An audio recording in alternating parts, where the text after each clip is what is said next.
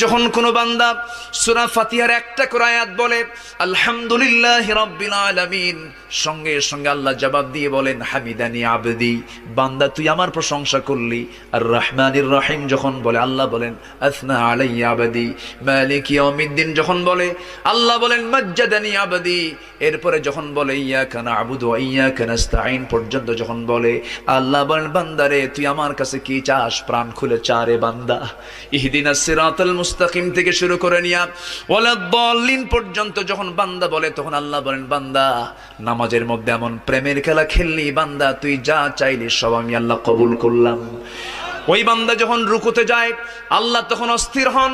ওই বান্দা যখন সিজদায় যাওয়ার জন্য প্রস্তুতি নাই, সমস্ত ফেরেশতাকে ডাক দিয়ে বলেন ও ফেরেশতারা, এই বান্দাগুলো আমাকে দেখলো না, রাসূলকে দেখলো না, কোরআনকে দেখে হাদিসকে বিশ্বাস করে আমাকে খুশি করার জন্য তার সবচেয়ে সম্মানজনক